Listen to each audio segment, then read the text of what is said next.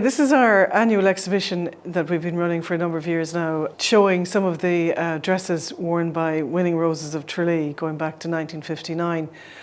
We sort of rebranded it as Gowns of Glory in 2019 for the 60th anniversary. And it is, I have to say, it is every summer one of the most popular displays that we have, and lots of people remember particular dresses. People who've no idea what the Rose of Tralee is, never heard of it.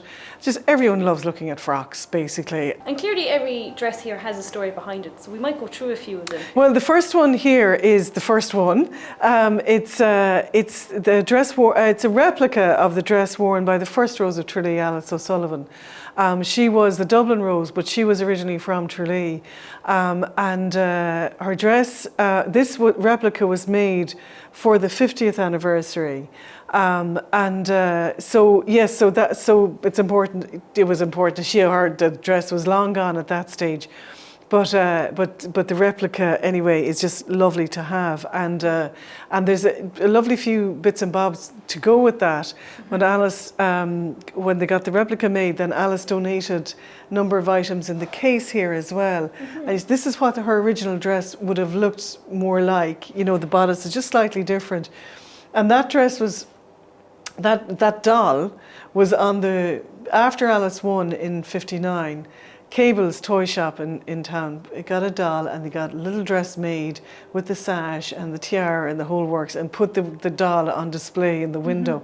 So she was given that afterwards, and she's donated that to the museum. And I think it probably was here in the Ash Memorial Hall that she won that as well, because you know, the hall was here, and the Ash would have been in the early days of the Rose of Tralee, where everything happened, basically, you know. So in a way, it's lovely that these dresses come home to their original home. So moving on here, so this is one of the dresses from the 1960s. This was a dress that Anne Foley from Birmingham, and I just think interesting, and it's a cape and everything, but she made her own dress. So, you know, later on, you get the big glam, you know, outfits, but this was something that she made herself, and very unusual as well, and quite an unusual colour too, you know. Yeah, the colour palette tends to be blues, kind of greens, lots of whites, lots of reds as well, you know, the occasional black, but this is quite unusual, and with the cape as well, and I think it's just nice that it is so different. And what year did she win? 67. Very good. Yeah. And in the early years of the festival, the roses had to be either from Kerry or have some connection directly back to Kerry. Now that's long gone, you know. But a lot of the early roses would have had, you know, unfortunately, one of the early ones, Teresa Kenny from, she was representing Chicago, if my memory serves me right. We don't have her dress here now, but she had emigrated in the 50s from Ballyhaig as a 15-year-old, 16-year-old, and this was her first time back in Ireland. You know, you imagine that age, and so she came back, she won it, and then after she won it, there was she went back home to Ballyhaig, and there were bonfires at every crossroads all the way out to Ballyhaig. So yeah, it was a huge occasion. But I think it's very poignant that this was her first opportunity to get home. Do you know, because it was expensive. Of course. So it was a big deal, you know. So yeah, so that's the early period. Now this one is an iconic one. This is very much an iconic one, and this is the dress that was worn by Denise Murphy from Cork in 1991. So, you know, you've got the big puffy sleeve, so it is very much of its time as well. And it was designed by a designer called Ernest Perryman from Cork. He designed one or two others as well of the Cork dresses. And the big thing about it was Denise, her piece on the stage was an Irish dance, right? So Ernest Perryman he thought that a lady lifting her skirts to dance was very unladylike. So what he did was he had you could detach this and so there's a skirt underneath. So it is very, very Bucks Fizz. If any of your audience is old enough to remember Bucks Fizz in the Eurovision, where the girls, their skirts are whipped off and they, but so it was very much like that. So a lot of people remember that. That And really quite the design then on yeah, the I think it was all to do with the Cork coat of arms and that here, you know what I mean? And of course, this would have been at a time when Cork and Kerry football was a huge rivalry between them and stuff like that. So the Corkonians always had to get one over us here in Kerry. So, but yeah, you'd be amazed how many people remember that. Everyone remembers that. And Denise herself would say that people would come up to her, oh, you were the Cork Rose and you wore that dress, We're going to talk about this dress here. This dusky pink. Yes. Or dusty rose, yeah. Tell That us the was story. worn by Sinead Flanigan, who was representing France in '97. And that was designed, probably was one of the first, well, maybe not the first, but maybe one of the first to be designed by, a really serious dress designer. And it was Peter O'Brien, who was Irish dress designer working one of the big fashion houses in Paris. He designed this, and they were kind of going for this Audrey Hepburn type look, And this one then, just speaking of Hollywood movies, I just like this one because I think it was worn by Alicia Brennan in what year was she, 2015. I just like it because I think it's just real old Hollywood glamour. You could just, eye-catching. yeah, you could just imagine Hedy Lamarr or Greta Garbo or one of those wearing something like that. But I think it's one of my favourites.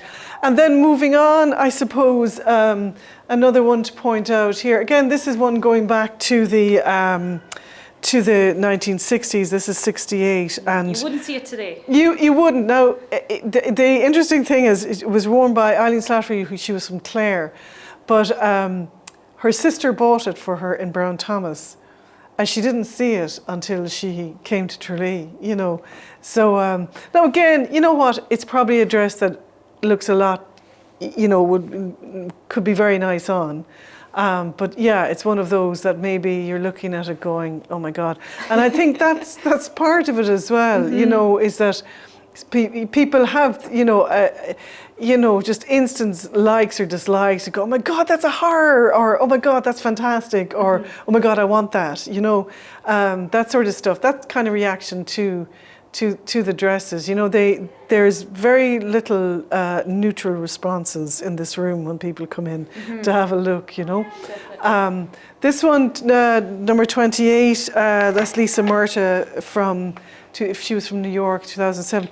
Yeah, and the full ruffles and puffles and all the rest of it, And I have to say, it's my colleague Sandra Leahy who now puts the dresses on, has been putting them on the last 2 or 3 years, and she does a great job. She steams them beforehand and everything, and really they come up so well. This one comes up particularly well every year as well, And I can imagine just the care and protection that these dresses need as well. Obviously, that needs a lot of upkeeping and whatnot. Yeah, well, yeah. I mean, moths obviously are the big problem with any textile and that, They're the curse. Yeah, they are the curse. Yeah. So we have 2 or 3 more downstairs. Do you want to come down and have a look at those at reception as well? Yes, of course. We'll talk about Maria Walsh's. Yeah, so Maria's is here, at the back here, and Maria was the Rose in 2014, and I think it's when she came out on stage in the dress, it was different from the previous run of dresses over the previous years. It absolutely is a stunning dress on her, absolutely stunning. So and as well, I think we'd probably had a few years of strong colour as well. So, and this was sort of the beginning of, taking it back to more creams and white and stuff like that too, And then just this last one here. Of course.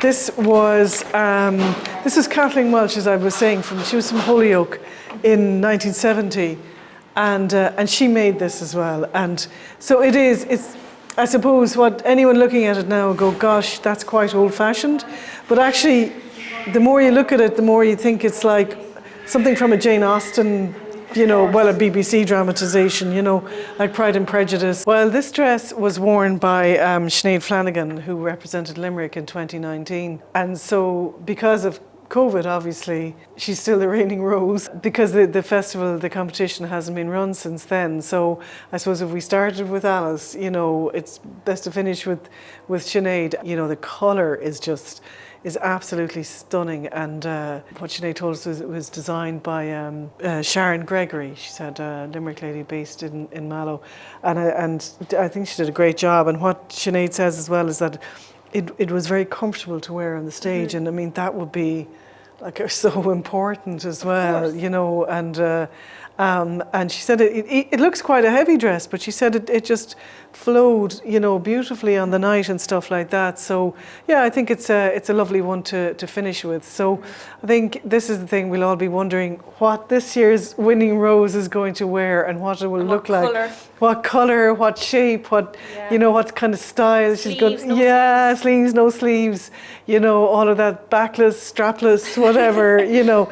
It'll be very interesting to see, and whoever wins, I hope her dress will find a home here next year as well. Definitely. And this expedition of the Gowns of Glory will be on for a few weeks as well for people to come and see when they want. Yeah. We'll run it into September. I can't remember quite the date we're finishing, in September, but it'll be here throughout the course of the festival anyway. So and we're open for 7 days during August. So everyone is quite more than welcome to come in and have a look at the dresses. Fantastic. Helen, thank you so much for your time and giving us the story behind every single dress. There's a story behind all of them.